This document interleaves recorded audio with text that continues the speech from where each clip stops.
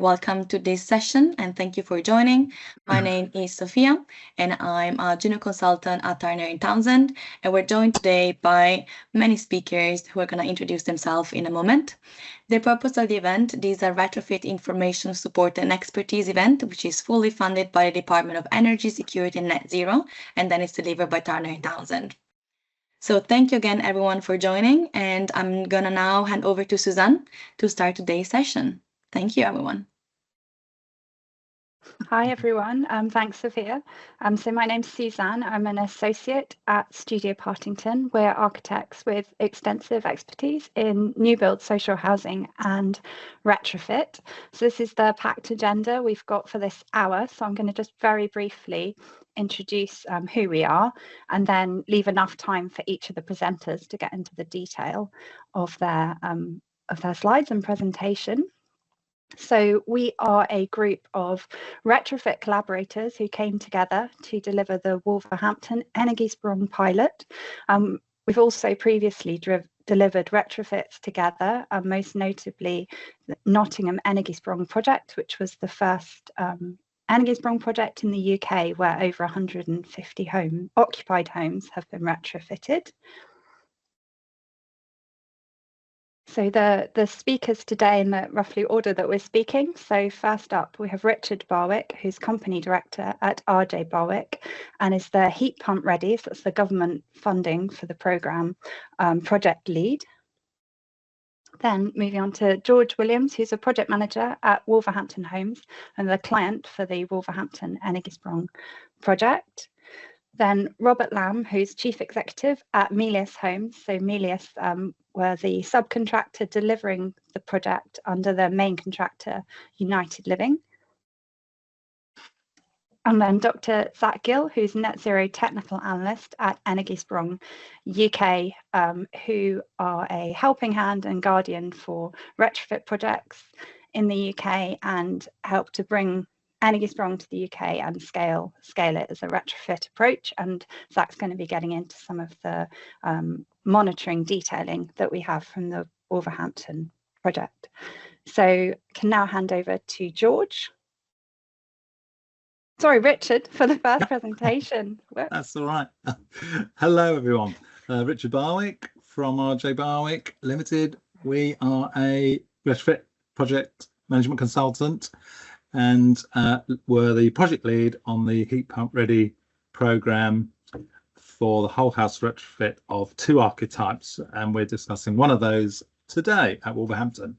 The project partners in the original bid and throughout the whole duration were Energy-Sprung, and then we had 4 landlords, social landlords, and 2 of whom went on to delivery of projects, one in Wolverhampton, one in Kent, and both comprised 10 homes. And the whole project was really based around non-trad archetype template solutions. Were really based on templates that lead to repeatability, reduced risk profile, scalability and efficiency across different archetypes that are common across the UK. We heard this week actually that this project, the whole project, has been shortlisted for the Building Innovation Awards as in the group of Best Retrofit Innovation or Project, of which there are 7 across the UK. So we're really happy about that. That just came through yesterday. Thanks, Suzanne. So the primary focus of this project and the one in Kent were actually the same archetype, which was the wimpy no fines, although there are multiple others across the country. And we did produce through this retrofit guide the template solutions for a number of other archetypes, but the wimpy no fines system is a cast in concrete in situ system And the no fines meant that fine aggregates such as sand and gravel were omitted from the original construction mix, which led to a lighter weight solution, but also more porous concrete. And about 300,000 of them were built across the UK. So it was very popular because of its speed and affordability during the one of our many UK high housing crises, and this one was during the 50s and the 60s in that post-war period. But basically, it was mass production of social housing. So the other archetypal solutions that we've developed, along with the Wimpy 3-story and the Wimpy 2-story, are the BISF, the Cornish, the Bryant, and then the Bryant was a crosswall system, and we've also included in this the Nottingham crosswall system, the Hammersmith and Fulham crosswall system. So we've got a selection, but the crosswall system varied around the country, but the principal sort of design was effectively the same. But we've analysed different models across the UK. So that's where we're going, archetypal solutions to be more efficient and less of a risk profile for landlords, because we've already done all the hard work. Thanks, Suzanne. And I think the one of the unique factors from this project was the collaboration between all the parties involved. I mean, many people know this, but it's easy to talk about, but it's quite unique to see it actually delivered. So the team, the delivery team, including Melius and United Living and George from Wolverhampton Energy Sprong and Suzanne's design team, we all worked with very clear expectations and goals from the start. We all knew what our roles and responsibilities were across the team. And throughout that whole duration, we saw no egos, no evasiveness. Everyone was respectful of each other, no competition between different parties. And that all led to a very healthy, productive atmosphere that delivered the outputs that we sought. And, part of the construction industry's problem is this sort of blame culture. So, we avoided that altogether. We resolved problems jointly.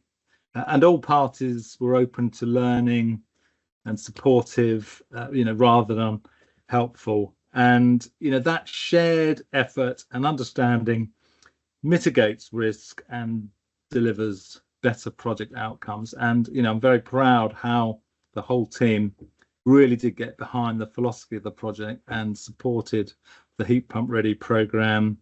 And that enabled us to deliver the outputs for Department of Energy and Security Net Zero at DESNZ. And the project has now recently closed at a successful end.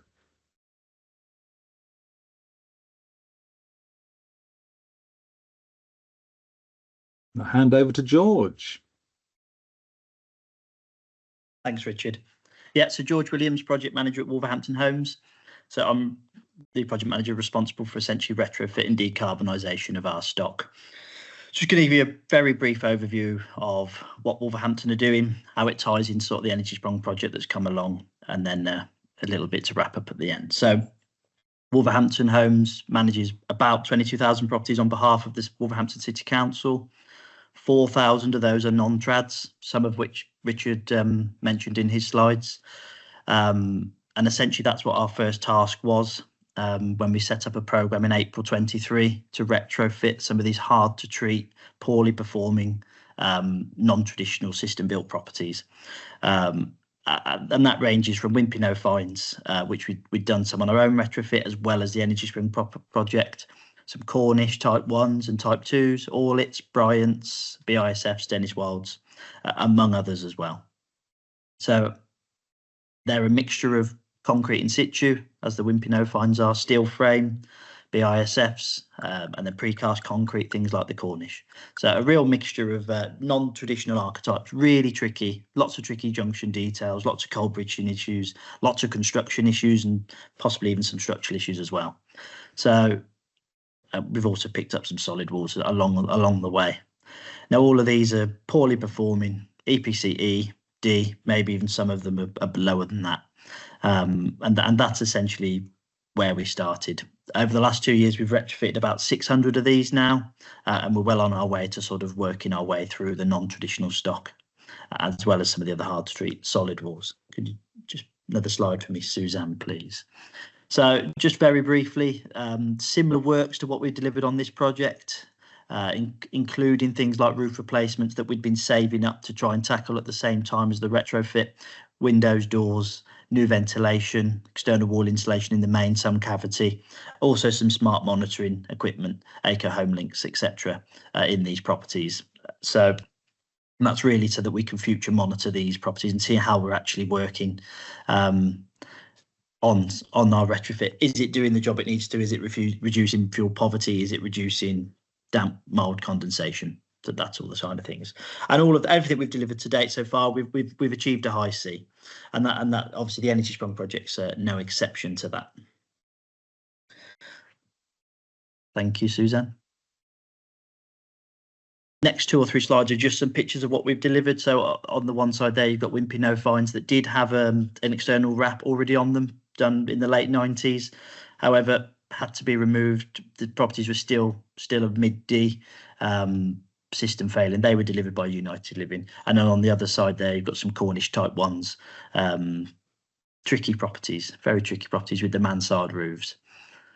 Suzanne, there's a retrofitted Bryant there on the pair of Bryants I should say in the terrace on the left hand side. In the middle we've got a retrofitted Orlit, a pair of Orlits, and then we've got some BISFs on the far side there. Oh, and then, yeah, just to cap us off on the pictures, we've got some solid walls. So they nice sort of Edwardian terrace on the one side, sort of frame in the middle pictures, and then obviously a pair of solids in the middle. We've moved away from it a little bit, but what we did do quite a lot in the early days was brick effect render, to try and be quite sympathetic to the archetypes that we're dealing with. It's difficult in certain weathers. It's a limited period of install because of the nature of brick effect render. However, it does look good when it's completed. Thank you, Susan. So, yeah, just wanted to touch base really. So, Wolverhampton, we've got a 15-year strategic construction partnership with 2 main contractors, Waits and United Living.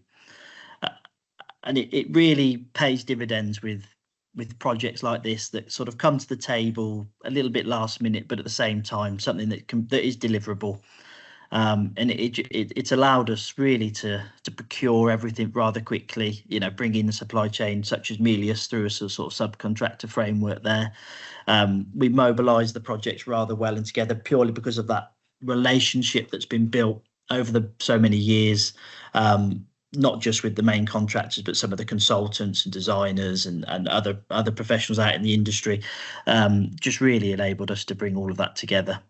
It's also meant that projects like this, we can deliver on relatively accurate forecasting for financials and programme. And I think last but not least, you know, the expertise and knowledge, bringing that to the table. You know, we've sat down as a team, as Richard said in his last slides, really collaborating with one another to try and find the best solution to everything. You know, we did have some issues on site, which I think Rob's going to talk about in shortly. But how we came together as a team was great. Some of the other things I just want to quickly mention is we are lucky in Wolverhampton. I don't think everyone's quite so lucky that we've got planning departments and building control departments that are really on board with what we're trying to do and help us get these projects over the line. I know that's not always the case for everybody. And also things like, you know, some of the design challenges that we can collectively work through. I mean, one of the things that this project's taught us is that I think we're on the right track with what we are doing as a city with trying to retrofit our council stock. it's allowed us to understand that actually the whole house retrofit is the right approach. And I think that the key learning for us coming away from this is going to be, how do all those renewables that we're not really doing a lot of, how are they actually working in these properties, and how are the residents benefiting? So that's what we're keen to understand over the next sort of 2 years of monitoring, and that's something that Zach will talk about a little bit more as well. So that's a quick overview from me. Happy to take any questions at the end, and I'll pass you over to Suzanne now. Thank you. So I'm going to introduce the Wolverhampton project specifically, and then talk about how we arrived at like what we call a design sweet spot. So this is the pilot project in Ettingshaw. So it's a 10-home project, I think has been mentioned previously. And so the aims is whole house deep retrofit of occupied homes, so residents stay in place while the works happen. So it follows the Energiesprong approach, which we'll go into a bit more in detail, but the kind of two key aspects of that is that the residents pay the same as before the retrofit. That's one of the ideals of the approach. And there's also an energy performance guarantee, which is why you're hearing about monitoring post-completion. And so the outcome for the scheme is desirable, warm and affordable homes, and having this energy performance monitoring. So here's a little summary of the archetype and the location. So to talk about the archetype first, as Richard kind of introduced for us, it's a 3-storey Wimpey No Fines construction homes, and so they are they're quite an inefficient form because they're quite tall on small footprints, and particularly the end of terraced houses, and they have coal integral garages, and then they have these no fines concrete walls, which are kind of particularly air permeable and can be a bit difficult to fix into, and then with a cavity wall on the end walls.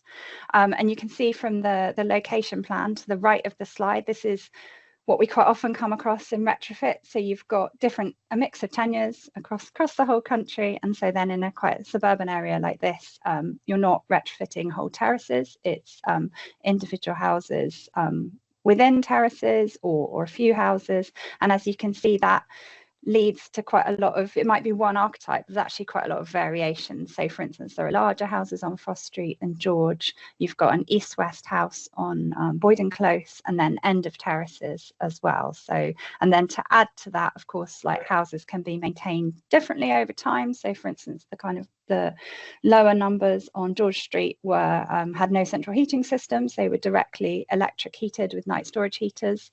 And then also every family is different. So you've got different levels of occupation and types of people living in them. So then this summarises our design approach, which is following the Energiesprong approach you've heard quite a bit about. So Energiesprong is a Dutch approach that means energy leap. So the idea is to take a hard to treat home and do a whole house retrofit with really extensive kind of monitoring pre and post retrofit as well, and then the contractor guarantees the performance, and it also takes place while the occupants are living in the homes. You can see at the bottom some of the kind of, it's really important to gather information pre-retrofit, so you can see some of the kind of empirical data like we're gathering, like energy bills, but then also like sort of resident satisfaction surveys as well, and then all that information goes into our design, and we're trying to find the design sweet spot, and that's between cost, performance and disruption to residents. I think that's something where you're seeing with this kind of collaborative approach to retrofit and some kind of stable relationships where we've done several projects together previously, we're starting to kind of hone in what we think that sweet spot is. We worked with Webb Yates engineers to do the performance modelling using SAP 10 energy modelling. And so then this is a summary slide, a detailed summary slide of what the measures were, both the fabric measures and the MEP measures, which were designed by Melius Homes. And so to summarise, I'll leave you to read all the details. But we installed external wall and cavity wall insulation on the end walls, new windows and doors matching the existing configurations. And I think, sorry, I'll come on to that a bit later. And then we also converted garages. So the existing garages were converted into habitable rooms and with space for plant for the new kit and equipment. And the doors were replaced with window and insulated wall below, loft insulation and solar panels.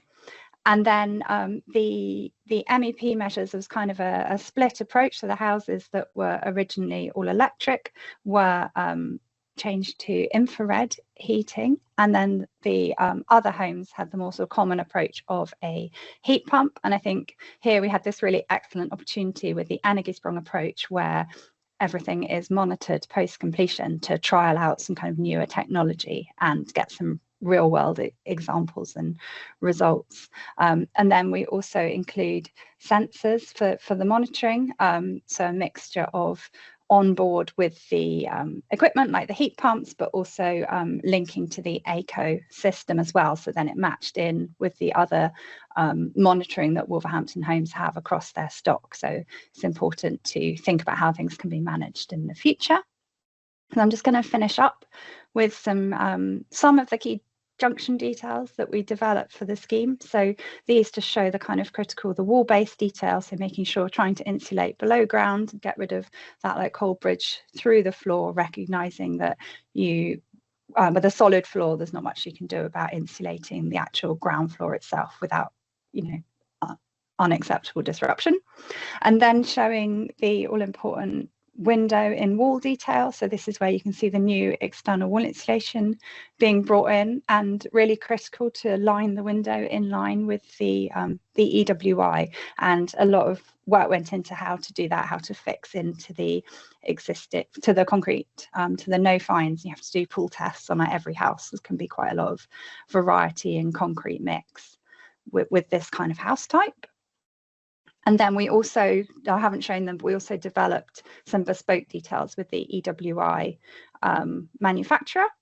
And then finally, this is showing the other kind of analysis we're doing. So both condensation risk and psi value calculations of these key details, which then give us peace of mind on condensation, but then also feed into the psi values are fed into the SAT10 modelling to make it more accurate. So this is showing you a condensation analysis through the wall-based detail. So that kind of summarises our design insights, and I'm going to pass over to Robert to give us some delivery insights. Yeah, good afternoon, everybody. I'm Rob Land, Director of Melius Homes. We were appointed by United Living on behalf of Wolverhampton Homes to deliver the heat pump ready scheme. And we were appointed because of our extensive experience of delivering similar whole house retrofit schemes using the Energiesprong approach that's been described. I'm going to focus on some of the benefits that we experienced because of the collaboration and the team ethos adopted on the delivery of the project. I think anybody involved in retrofit will appreciate the importance of getting residents on board, and often from bitter experience of things not going as well as maybe they'd hoped. On this project, all the parties came together early to agree a very clear and consistent approach to delivering that engagement and communication with the tenants. And we set out very clear messaging that could be used from start to finish, and also made sure that everybody was clear on the role that they could play in ensuring that that plan was implemented effectively. One of the approaches that was taken as part of that engagement was to provide free use of skips to the tenants to clear any unwanted items from within the properties. And what that meant is that whereas typically we may experience issues when we come to do internal surveys or start to do the works with cluttered spaces, we found that the garages were clear, the loft spaces were clear, and cylinder spaces were clear, and we had very few issues in dealing with the internal conditions and delivering the works. The overall outcome of the engagement plan and the approach we took was that we had a very positive reaction and response from tenants throughout the project, and we had no refusals and very few incidences of access issues and failed appointments. The design and detail on the project that has been described by Suzanne was substantially complete before work started, all in line with PAS 2035. But inevitably, as with some of the variances touched on by Suzanne, we were experiencing unexpected issues as we progressed the works. So looking at the images on the screen, we've got the photograph of the front elevation on the top right. The existing condition was that there was a very unattractive timber lobby porch structure, which the plan was to remove this to enable thermal continuity with the new external wall insulation, and also to remove the existing concrete step, which allowed us to put the below ground insulation in that Suzanne showed in one of those details. What we found, though, once we took the timber structures down and started to break out the steps, is that they weren't thin steps, they were deep reinforced concrete bases. That would have been extremely disruptive and costly to remove. So that was brought back to the team. Very quickly, we agreed an action plan, understood the implications. That involved some additional thermal modelling, and a decision was quickly arrived at to retain the existing steps and retile. If you look at the image on the left, it shows the typical rear elevation, and it shows a very nice contrasting render solution at low level. That wasn't the intention initially. It was planned that we would have one uniform colour top to bottom. What we found, though, is that whilst we were doing that render work, the doors, the new doors, replacement doors for the external, were not going to be available in time for the programme because they were on extended manufacture periods. So that would have impacted on the progress of render and removal of scaffolding, meaning a lot of delay and disruption to tenants. So the team quickly appraised the options. It was decided to introduce an additional bead in just above the door to allow all the high level works to be completed as programmed and the later works to be done once the doors were available. This also meant that we had the opportunity to introduce a second colour, which actually has resulted in a better overall outcome for the project, as well as mitigating the potential impacts on the programme. Just before we started doing the works on site, the BSI issued a new publicly available specification, PAS 63100, which deals with the fire risk of installing batteries within residential properties. So the design proposal that we had was to place the new batteries within a fire rated enclosure within the converted garage spaces, all of which met current regulations and standards and common practice, but wasn't in line with the new PAS document that just recently been published. So the team reflected on the PAS recommendations, and very quickly we came up with a very neat solution using a GRP enclosure to be able to move the position of the batteries outside of the property, so therefore mitigating any potential fire risk in the future. The scheme included PV, as has already been touched on, and when we had the scaffolding up ready to do the PV, we found that several of the roofs had existing roof slates in very poor condition with very short life expectancy. So rather than simply continuing with the PV installation and having a legacy issue, it was discussed and decided that the roof should be stripped and recovered. The implications of that could have been very significant on programme and cost, but because of the relationships, it allowed us to get to that decision very, very quickly and therefore mitigate those implications. One of the key aspects of the project has already been touched on was innovation, the use of infrared panels and the monitoring. Now, the standard approach to monitoring on the Energy Sprong approach includes environmental monitoring to enable us to fully understand the energy use. Also, the use of the data that's available through the heat pump manufacturers and the battery and inverter manufacturers.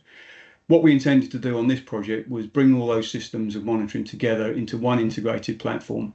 To do that, it relies entirely on the team coming together to map out the expectations, the art of the possible, and to deliver the best outcomes within what has already been mentioned by George was a tight time scale and timetable for delivery of the project. And George has already mentioned the relationships that they have in place with external stakeholders, which are always really important to the successful delivery of projects, particularly planning, building control, and also in these types of projects with Cadent, where it's really important that the timing of the disconnection of existing gas systems are done in line with the programme. Those relationships meant that those potential implications weren't experienced on this project, and everything was able to be managed in line with the programme. So inevitably, every project holds risks and also opportunities, and the way those risks and opportunities impact on the successful outcome of a project entirely depends on the way that those individuals and organisations come together to deal with those as the project progresses. Thank you. I'll hand over to Zach now. Thanks, Rob, and thanks everybody else for setting the scene on all of that. So I'm Zach from Energiesprong UK, and I'm going to talk you through the initial monitoring and performance data that we've got from these properties, which will hopefully be of interest to you. There's kind of 5 months worth of data available from these projects following completion. So we've got some good sort of starter information. We're going to keep monitoring over the period of time as well, and be able to feed back then to George's team in Wolverhampton to help them scope out what to do with their other properties. Rob's team at Melius to be able to say, right, which things are working really well, which things might you use a different product, and give that feedback, and everybody else within the team, so we can kind of have that learning process. So first of all, why do we bother monitoring and checking performance? That might seem obvious, and there are some obvious reasons, and some others of the speakers have covered that. But one key reason that we haven't really covered from Energiesprong's point of view is that actually traditional retrofit in the UK is actually unfair, quite unfair. You might be a lucky resident in one of these homes that gets retrofitted and gets fabric and gets an efficient heat pump and gets solar. But what about if you're the next door neighbour that didn't have the retrofit? So we think at the moment the costs of retrofit are high, and we're spending lots of time collectively trying to bring that down. But actually we need a mechanism where the residents can make savings. So they do make a saving, like let's say 20% of what they're spending at the moment. But actually there's some revenue feedback to the payer, so the landlord, who's often putting the capital up front for these projects. So by doing that, you can do more retrofit, more people can benefit, you have a lower carbon across the economy, and across the UK. So, positive, bigger step change. So you can't do that if you don't know the things are working though. So we need to underpin this work with performance guarantees. And that's something that Energiesprong have worked hard to kind of introduce in the UK. And that underpins the business case for doing retrofit at scale. So that business case looks a little like this. These are sort of rough numbers. So take with a slight pinch of salt, but from schemes that we've worked on. So you've got costs in red at the front. So you've got cost for fabric, cost for low carbon technology, and you might get a bit of SHDF or SHF grant to kind of help soften the blow, but it certainly doesn't cover all the costs. And then you've got potential income streams in green. So this, we call it a comfort plan, which is the cost recovery from residents based on this performance guarantee. So that can make up over a 30-year period a significant proportion of those initial capital costs. Obviously, you've got to spend the money first, but it's a long-term view on this. There's potential extra savings to come in the future from smart things like export income and grid services. So we've zeroed them at the moment because they're quite a nascent market. But that will develop, and there's lots of solutions for that. As you do more retrofit, you're also going to have homes which have less issues. So, less call outs from the residents, less planned maintenance and responsive repairs. Again, we've zeroed that in this diagram, but, we'll start putting money into that. Got things like carbon credits, which are really helpful. So it's still a little bit short of the initial capital cost, but that's where, we need to work together to bring capital costs down and improve performance. And then over on the right, just as a quick note, social value improvement of deep retrofit schemes is enormous. Now, that's not money you can put in the bank, but that is things that really affect the UK economy and the lives and well-being of residents in areas. So a really important thing to kind of keep that and find ways to, actually monetize some of this. Now, in Energiesprong projects, Suzanne touched on this. We spend time at the beginning to understand the homes as they are now. Then there's lots of modelling done, and decisions made about which solutions suit which homes and which things will work well. And some of the monitoring helps kind of inform that as well from past projects to say, hey, this is a really good solution, let's do that again, or let's use a different technology and see how that works. So what comes out of that is a performance specification. And this image is just a high level view of the sort of the 12-month performance. So we've got things like, what's the space heating demand going to be of the properties based under normal usage? What kind of space heating energy consumption is there going to be? What kind of hot water usage have we allowed for? How much PV is going to be generated, and how much is exported, and how much is imported from the grid? So we've got a really detailed model of what each home is planning to do. And that goes into even more detail into a 12-month breakdown. So this is January through December for one of the sample homes, and there's a model for each home. Sometimes they're on archetype, sometimes there's slight differences. And that helps us build up this real clear picture of what we're expecting the homes to do. And then the great thing with that is once you know what you're expecting it to do, is you can then measure and validate against that and find any big differences that justify a different approach to be used in the future. So that's what I'm going to have a quick chat through now, the numbers that are coming out so far from these projects, and what we're learning from that. So first of all, fabric and insulation. So we're talking sort of thermal performance here of the homes. We work with an organisation called Build Test Solutions, and they have a product called Smart HTC, which is a measurement solution for the whole house heat loss. So how much energy is that home going to need on a very cold day in winter? It can give you a measure of that. It's we find it a very useful measure for thermal performance because it takes out occupant factors. So if it's a hot home or a cold home, it doesn't matter. It takes that into the energy balance. So there's a wide range of different users across these homes. We have some homes that are basically unheated. People, don't want to spend the money on it. They'd rather wrap up warm. And we've got homes that are running quite warm. So, there is a wide range of users, wide range of hot water usage and everything. So this can give us a really good measure of what the thermal performance is like. And all of the homes that we've got the measure for at the moment, there's 4 more that we need to run the calculations on. We're just waiting for some data back for them. They're all performing better than the design target, even including, confidence bands. So that's really good. So that's a positive first step. So we're saying like the fabric work is working well, actually overperforming, which is good. So slightly conservative design, which is good when you've got a performance guarantee. And then we can gradually be more confident in those designs going forwards and kind of tighten that gap. So yeah, insulation and fabric are working well. Then when we look at the energy systems and energy consumption and PV systems, so I've got some high level numbers here, and I'm going to flick up a couple of graphs afterwards just to show some sort of variation between homes, but this is kind of the average across the scheme. So in terms of heating energy that's coming from the heat pumps or the infrared systems, at the moment, people are using 60% less than the models were expecting. And if we flip down to the bottom here, the winter internal temperature is actually 12% warmer. So at the moment, that's really positive. We're using less energy than expected, and the homes are warmer. Now, there's variation between each home, but that's a really good finding. The energy input to the heat pump is also lower than expected.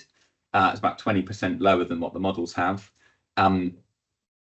But the on the scheme, the monitoring is coming from 2 places. Part of it's coming from the heat pump itself, and part of it's coming from heat meters and electricity meters.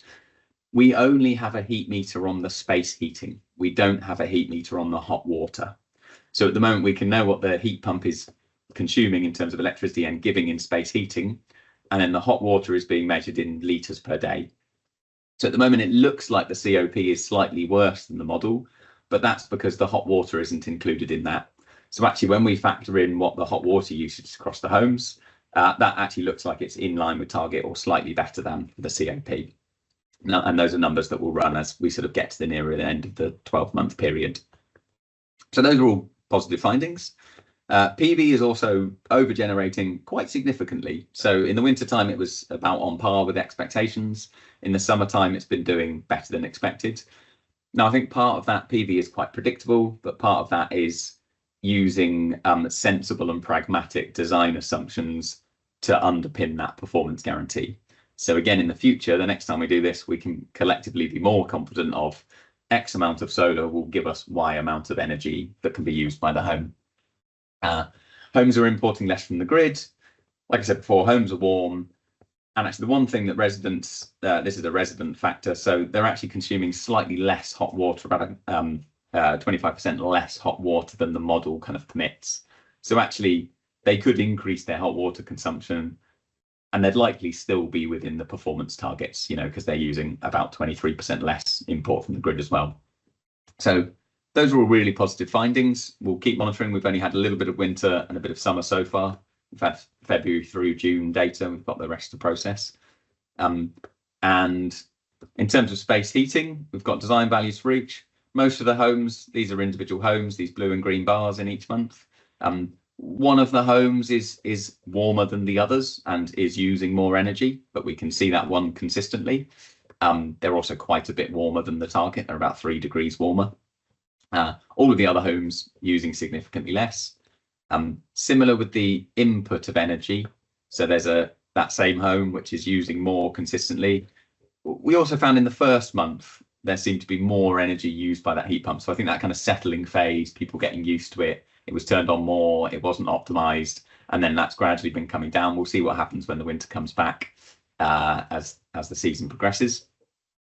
This is what I mentioned about PV. So yeah, February was in line with targets, and then months preceding that have exceeded targets. That's really good. There's kind of more buffer in there for the guarantee.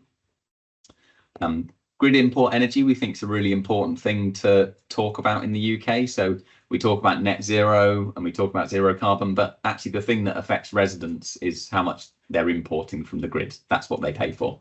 So we require that to come out in the performance models.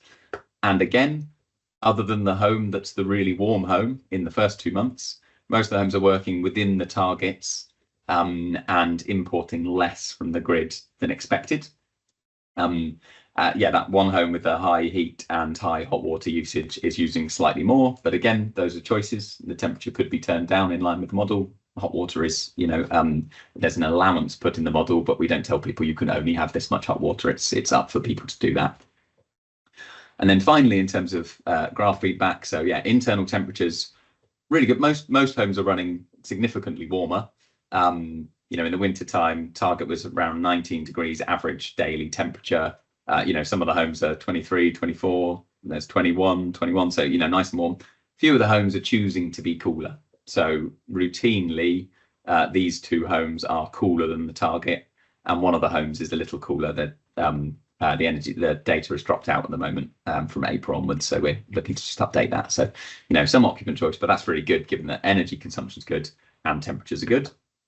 And then hot water, as I mentioned, generally slightly lower, but we've got one high usage household. So that's really good in the long term for us to be able to look at that data and go, I'm expecting that home to be using slightly more. And last thing is what we're going to do. So at the end of 12 months worth of occupation, we're going to rerun this domestic occupant satisfaction survey. So we've got the results pre-retrofit, which are highlighted here. So people were middling about the performance of the homes. There were some positive things, some negative things. They scored average about 59% compared to the benchmarks. So we're hoping to see that kind of go up to the good, maybe the great, maybe even the excellent. You know, and learn from the feedback of the residents about what's actually happening for them, because that's a really key piece of the process. We may undertake U value measurement when it gets back to winter, but actually given the really good thermal performance that we've got, we don't really need to, because we would expect all of those bits of fabric to be working well, but it may be useful, so we'll judge that one as we get to it. And then given that we've got internal temperature and relative humidity and CO2 being monitored, we can also help George in terms of assessing any mold risk if that does appear on any of these homes, which might be an indication of ventilation, you know, being turned off or something not working with the ventilation system. So that could be reacted to. Yeah, so that is me. Excellent. Well, thank you to all of you, to all the speakers. I thought it was quite interesting, very insightful.